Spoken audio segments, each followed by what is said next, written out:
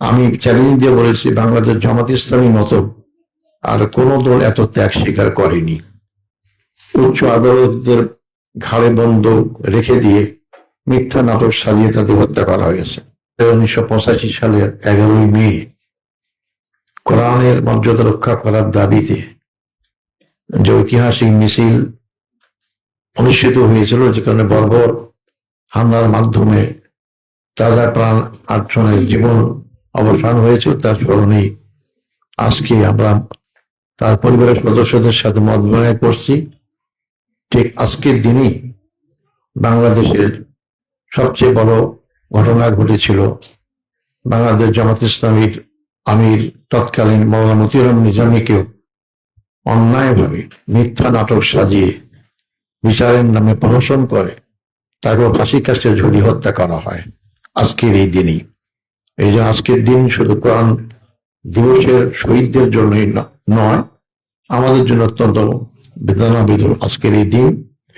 এবং বিগত 16 বছরে আমি চ্যালেঞ্জ দিয়ে বলেছি, বাংলাদেশ জামাত ইসলামী মতো আর কোন দল এত ত্যাগ স্বীকার করেনি।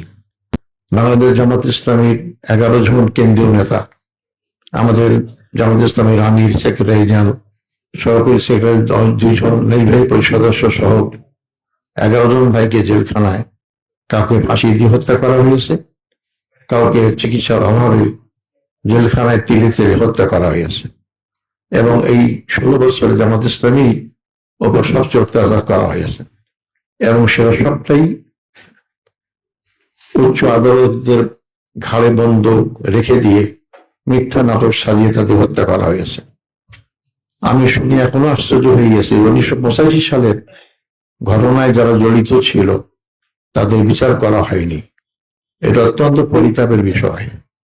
এই বিচারহীনতাই বাংলাদেশকে অনেক পিছিয়ে দিয়েছে। যারা জীবিত আছেন হত্যাকারীরা, অথবা যারা দুনিয়া থেকে চলে গেছেন, তাদের মরণোত্তর বিচার দাবি করছি এবং তাদের সমুচিত শাস্তি দাবি করছি।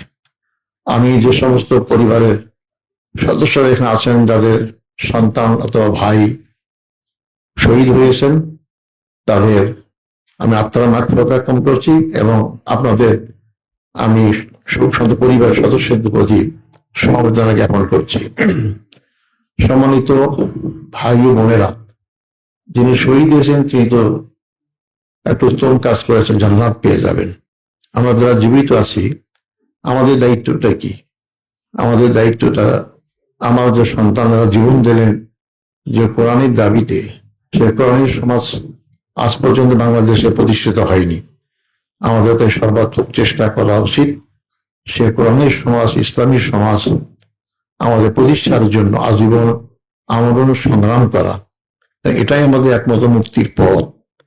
মানুষের জীবন অত্যন্ত ক্ষণস্থায়ী। আমাদের মনে রাখতে হবে, জীবন সবাই দেয়। আমরা যারা ইসলামের পক্ষে কাজ করি তারাই শুধু জীবন দিয়ে, কথা ঠিক না। যারা ইসলামকে ধ্বংস করতে চায়, যারা ইসলাম বিরোধী পক্ষ, তারাও মৃত্যুবরণ করে, তারাও জীবন দেয়। পার্থক্য হচ্ছে তারা জীবন দেয় তার ব্যক্তির প্রতিষ্ঠার জন্য, তার দল প্রতিষ্ঠার জন্য।